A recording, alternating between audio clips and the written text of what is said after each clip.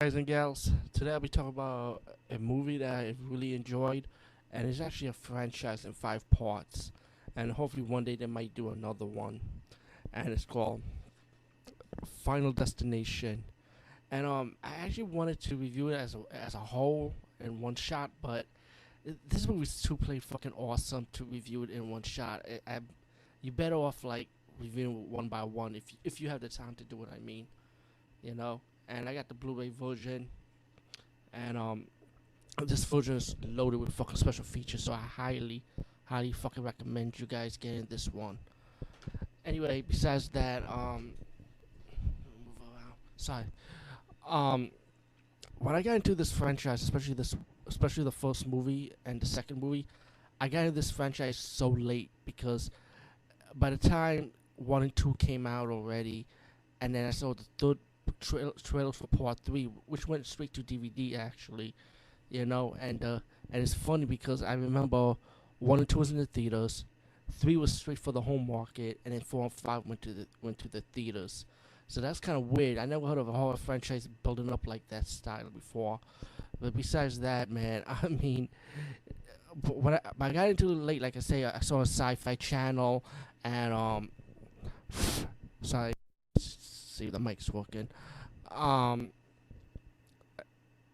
I don't know. I just like fell in love with this fucking movie, and I feel bad for not seeing the first one and the second one in the theaters or rented it at the home market release when it was released. But besides that, this movie is about this boy, right? He ended up having these visions and clues setting up that something's going about strange about to happen when him and his classmates already go to a school vacation, like a school trip to go to France. And so he started having this vision about this plane being crashed. And then once he had that vision, he wakes up from it and realized that this shit is really gonna happen. And he went crazy. A couple of people at the plane started fighting with him, arguing with him, and the security had to pull him out the plane with few of the survivors decided to go with him, while the rest of the classmates decided to stay on the plane and stuff. While arguing with the guy, one of his the bullied classmate guy, the guy who's like happened to be the bully in the movie, like, and and also the plane ended up taking off while they in the airport. How they get stuck with the security guards. The plane blew up, and the people that was with him outside the plane realized what the fuck just happened, and it's kind of builds up to when see I'm trying not to spoil it because I feel like this movie is so well done.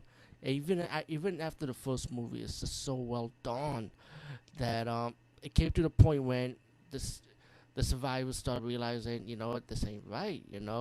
We survived, but how this guy, I mean, not a boy, young man, had this vision and it came true, you know.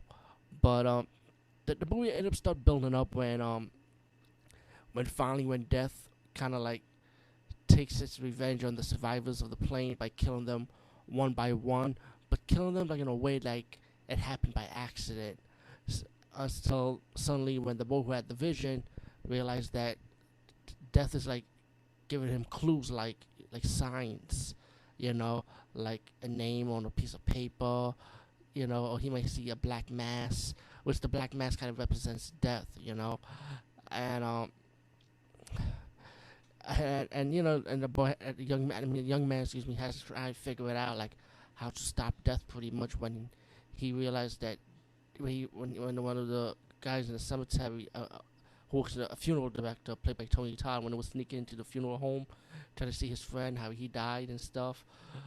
He started telling him about death and the grand design. And then one day he was watching, after that scene, he started watching this news report about the explosion of the plane and how the explosion was connected to each of the people that were sitting on the seat. And that's how the order of each of them is going to die. And then the boy and the girl that he likes start working together, trying to see if they could put a stop to it, if they could cheat death, and if you cheat death, but there's one catch. If one person survived the death in order, it's gonna follow the other person and come back pretty much in a way. So it's pretty much you can't fuck with death. And without spoiling anything, especially the kill scenes, because the kill scenes were fantastic in this movie. You know, in just the first one alone. You know, and don't get me started with the other sequels, which I highly enjoyed also. But this first one has some awesome death scenes and awesome kill scenes. I would say, you know, death ain't nothing to fuck with. Um, I highly recommend this movie, you know. And of course, like all fine destination movies, even of course, always have a good twist ending.